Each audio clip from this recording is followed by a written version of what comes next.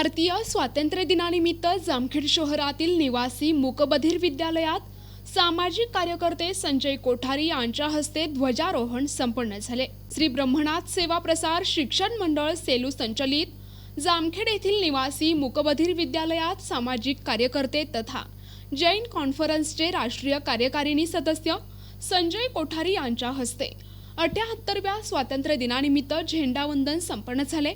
यावेळी बाबासाहेब शेकडे, धर्मदाय आयुक्त अधीक्षक, मेडिकल असोसिएशनचे सुभाष भळगट, उद्योगपती प्रवीण शेठ छाजेड, युवा उद्योजक सुमित चाणोदिया, पत्रकार मिठ्ठूलाल नवलाखा, अमोल ताथेड, अनिल फिरोदिया, कैलास शर्मा आदींची उपस्थिती होती।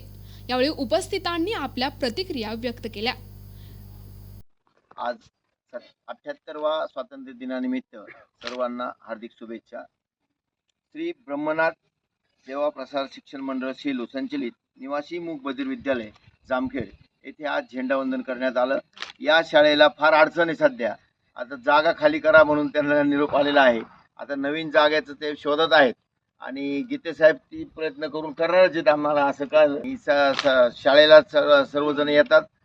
या शाळेला ज्या गरजा आहेत या 6 महिन्यात 1 वर्षात आता पूर्ण होईल। बाहेर जागा घेऊन चांगलं काम होणार आहे आणि सर्वांना माझ्या हार्दिक शुभेच्छा। धन्यवाद। प्रतिनिधी नंदू परदेशी, NTV न्यूज मराठी, अहमदनगर।